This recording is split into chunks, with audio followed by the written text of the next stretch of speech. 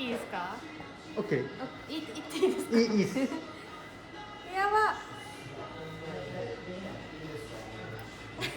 筆みたい。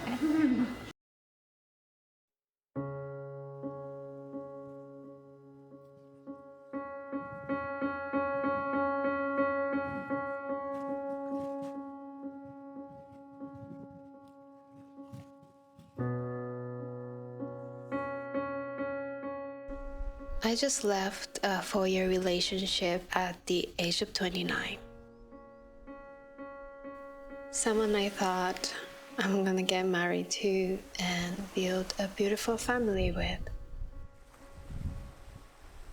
If you're going through what I'm going through, I want you to know that you're not alone, and I hope me sharing my reflection in this video is gonna be helpful for you too. I was always pretty quick at moving on, or at least that's what I thought. Whenever something bad happens in my life, I always distract myself by finding something new to look forward to, keep myself busy, and try to stay as positive as possible. And after a month and month of feeling fine, all of a sudden it hits me. It's like I'm having flashbacks of all the negative emotions I failed to process, and I start to feel even worse than the initial healing phase. I learned the hard way that what I was doing was not moving on. I was just putting band-aids over bullet holes. After making those mistakes, I realized that it's okay not to be okay, and I need to allow myself to feel all the emotions, both negative and positive, to properly process them. So this time, I'm letting myself feel everything: sadness, grief, guilt, doubt, fear, and regret. Sometimes I feel okay, and sometimes I feel like I just got hit by a truck. Sometimes I just want to scream my lungs out for no reason. And that's okay, because now I know that I need to allow myself to feel everything in order to heal.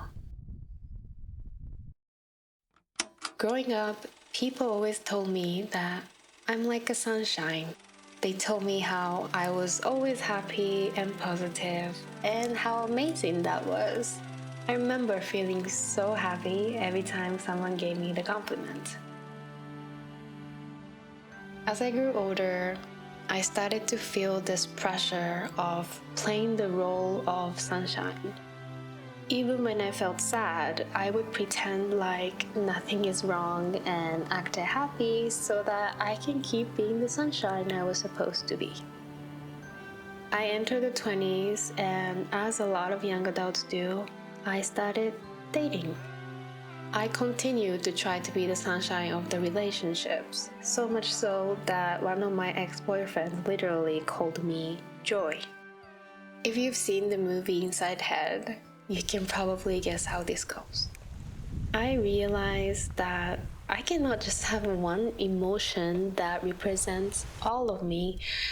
I need to accept and feel all the emotions to be who I truly am.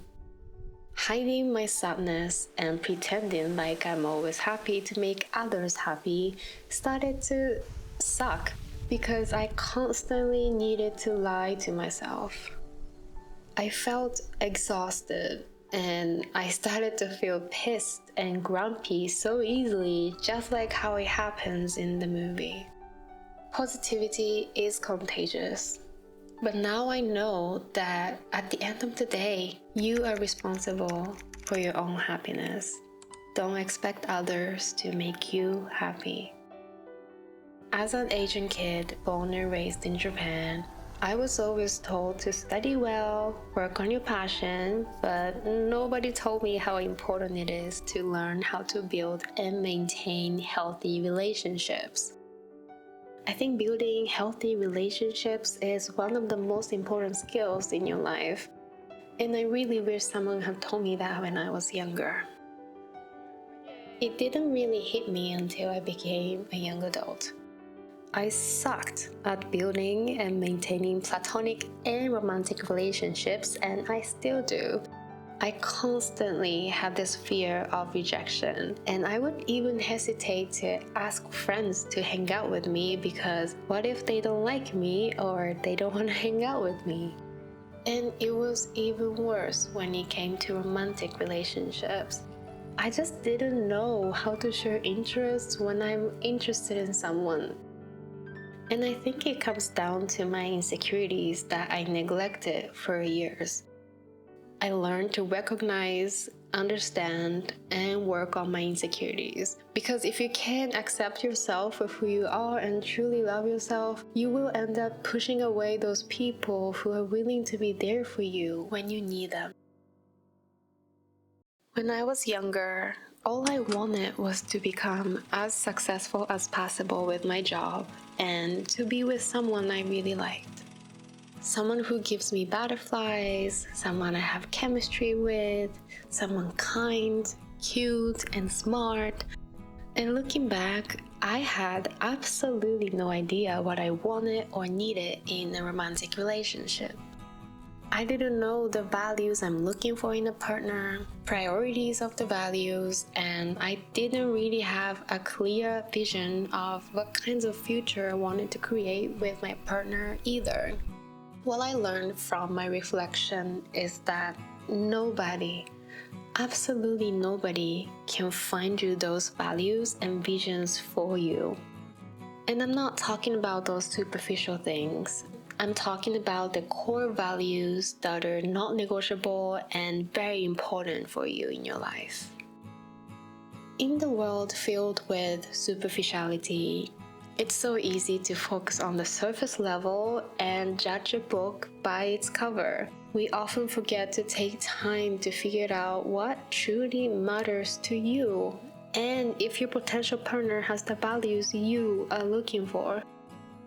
I realized that it is not possible to be in a healthy, long-lasting relationship when you don't even understand what you truly want and what you truly need.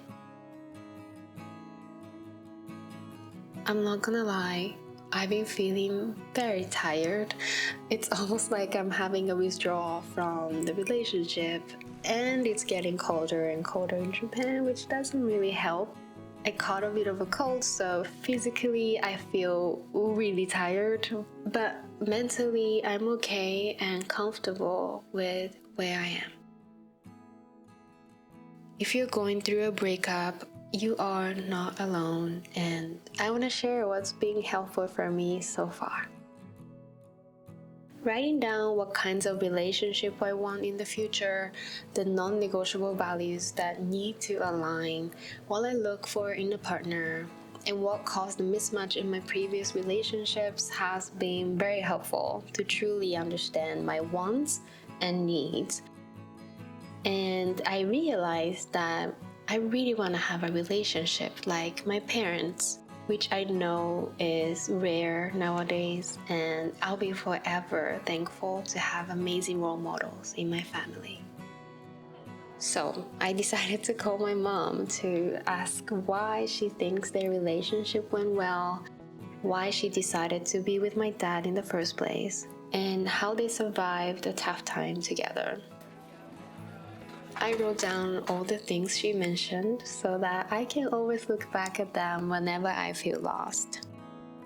I'm trying to think that going through a tough time like this is a blessing because I get to feel those intense emotions that I usually don't get to feel. And more than anything, it's a great opportunity for me to learn more about myself. I'm journaling every day to write down how I feel because I want to look back at them someday and recognize and appreciate how much progress I made.